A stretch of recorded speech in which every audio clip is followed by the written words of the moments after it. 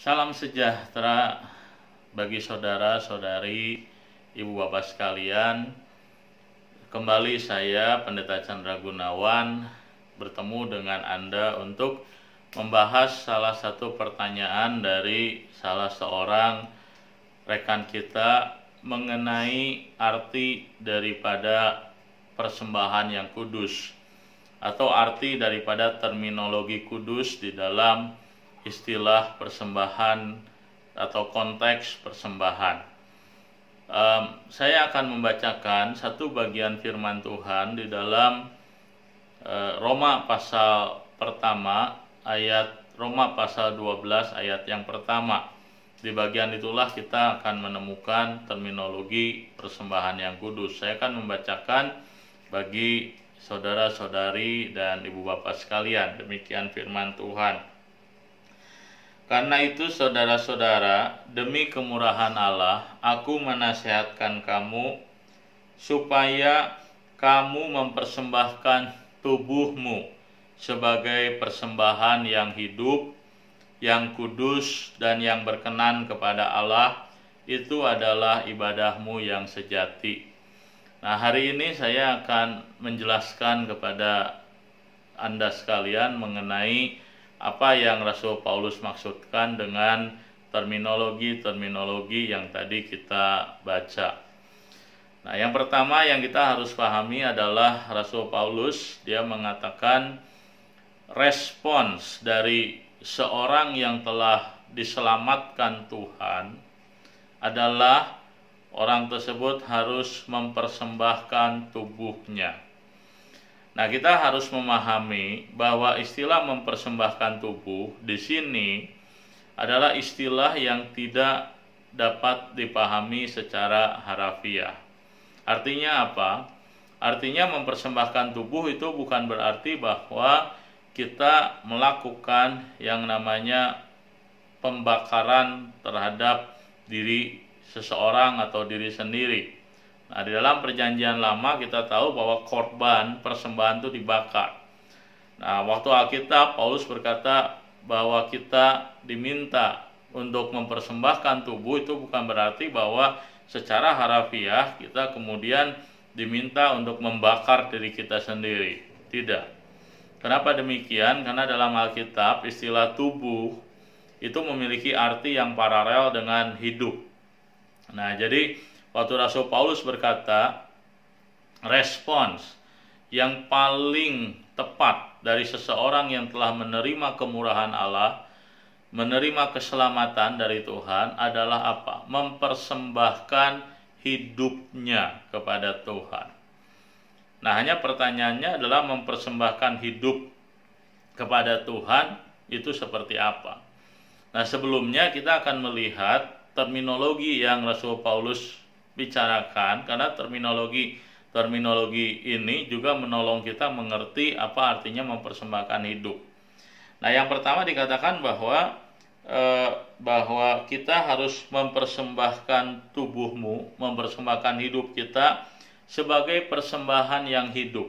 Nah, jadi persembahan hidup dengan persembahan yang hidup. Nah, itu ada kaitannya. Nah, jadi Rasul Paulus dia adalah orang yang hidup di dalam pola ibadah orang Yahudi. Mereka terbiasa mempersembahkan korban-korban kepada Tuhan dalam bentuk binatang ataupun dalam bentuk-bentuk yang lainnya. Dan Rasul Paulus mengatakan bahwa persembahan-persembahan tadi dalam bentuk binatang, dalam bentuk uang, dalam bentuk yang lainnya itu adalah persembahan yang mati. Artinya persembahan yang berbeda dengan persembahan hidup kita. Nah, jadi uang kita adalah benda mati. Hewan ternak yang dulu dipersembahkan itu adalah bagian daripada harta benda. Dan ketika orang mempersembahkan hanya harta bendanya, hanya apa yang dia miliki. Nah, Rasul Paulus mengatakan itu persembahan yang mati. Nah, jadi persembahan yang hidup itu menunjuk kepada apa? Menunjuk kepada persembahan kehidupan dari orang tersebut kepada Tuhan. Nah, itulah yang dimaksudkan dengan persembahan yang hidup. Jadi mempersembahkan kehidupan, bukan mempersembahkan barang yang kita miliki, bukan mempersembahkan uang yang kita miliki, mempersembahkan kehidupan kita kepada Tuhan. Itulah yang disebut sebagai persembahan yang hidup. Nah, tentu tidak berarti bahwa persembahan yang kita berikan kepada Tuhan saat ini dalam bentuk uang, dalam bentuk pelayanan dan lain sebagainya itu persembahan yang kita anggap tidak bernilai. Tentu tidak demikian.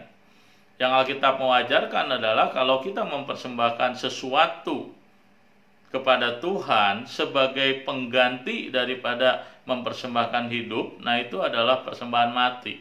Karena yang Tuhan inginkan adalah kita memberikan hidup kita kepada Tuhan, mempersembahkan hidup kita kepada Tuhan.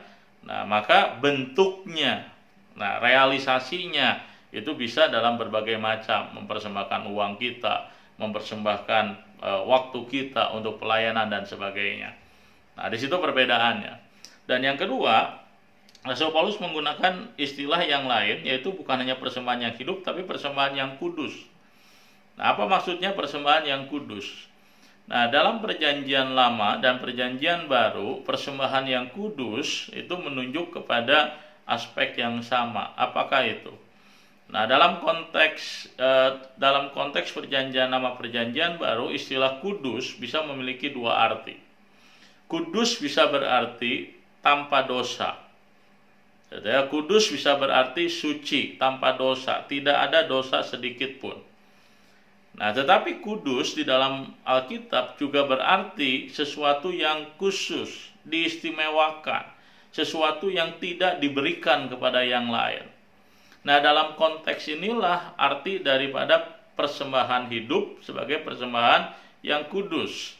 Artinya persembahan kehidupan seseorang kepada Tuhan disebut sebagai persembahan yang kudus. Kenapa? Karena persembahan hidup seseorang kepada Tuhan menuntut totalitas dirinya. Dia hanya memberikan hidupnya kepada Tuhan dan tidak membaginya dengan yang lain. Nah, maka persembahan kehidupan yang seperti ini oleh Rasul Paulus disebut sebagai persembahan kudus. Artinya apa? Artinya waktu seseorang menerima Tuhan Yesus sebagai Tuhan dan Raja dalam hidupnya, sebagai Juru Selamat dalam hidupnya, pertanyaannya adalah apakah dia kemudian mengambil keputusan untuk mengabdikan dirinya hanya kepada Tuhan? Nah, kalau dia mengambil keputusan untuk hanya mengabdikan dirinya kepada Tuhan, nah maka hidupnya menjadi persembahan yang kudus. Tapi waktu dia percaya kepada Tuhan, tapi dia mendua hati misalnya, dia masih mengabdikan hidupnya untuk apa? Untuk mengejar harta, mengejar impian, mengejar ambisi. Nah, maka persembahan hidup dia itu bukan persembahan yang kudus. Kenapa? Karena hidup dia masih terbagi. Nah, itulah pengertian daripada persembahan yang hidup, artinya bukan hanya barang tapi kehidupannya, dan persembahan yang kudus artinya hidupnya diberikan kepada Tuhan. Dan dikatakan bahwa persembahan yang seperti itu, persembahan kehidupan yang demikian adalah persembahan yang berkenan kepada Allah. Artinya persembahan hidup yang demikianlah persembahan yang Tuhan terima. Nah, Tuhan berkenan kepada hidup yang diberikan kepada Tuhan. Nah, kita tentu bisa belajar dalam perjanjian lama, dalam kitab Yesaya misalnya.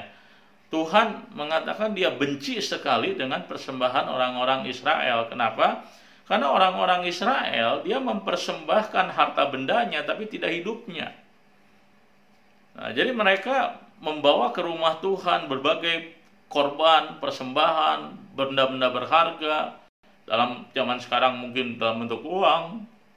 Tetapi mereka hidup tidak untuk Tuhan. Mereka hidup untuk diri mereka sendiri, bahkan hidup di dalam dosa. Maka Tuhan membenci persembahan mereka. Itu yang dikatakan oleh Alkitab. Nah, maka kita belajar sesuatu kebenaran firman Tuhan di sini. Bahwa persembahan yang Tuhan kehendaki dalam kehidupan orang-orang percaya itu sesungguhnya adalah bukan harta benda kita.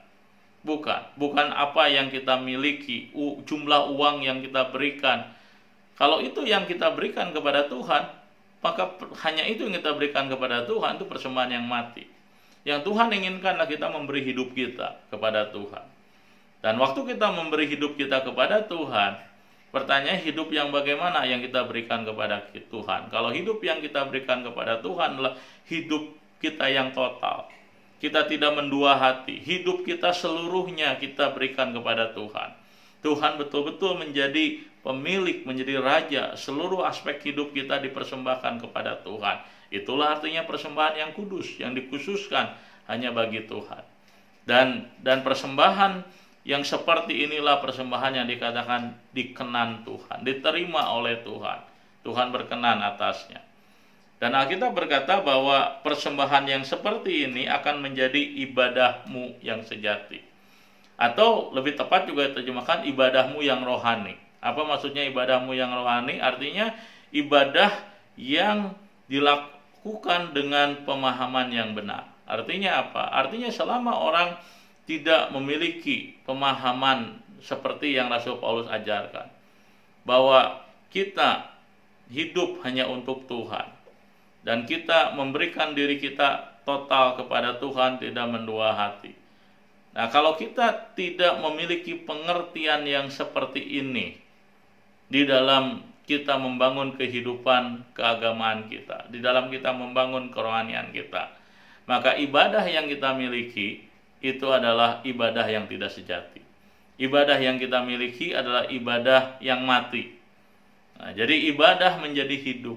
Ibadah kita kepada Tuhan diterima oleh Tuhan, bersifat rohani, spiritual, bukan bersifat mati, tetapi ibadah yang hidup. Itu karena apa? Karena kita menjalani ibadah kita dengan pengertian yang benar sebagai persembahan hidup kita kepada Tuhan. Kiranya apa yang kita pelajari hari ini dari firman Tuhan mengenai persembahan yang hidup, yang kudus, dan yang berkenan kepada Allah menolong kita mengerti sekali lagi makna persembahan kepada Tuhan. Tuhan memberkati ibu bapak dan saudara-saudari sekalian. Amin.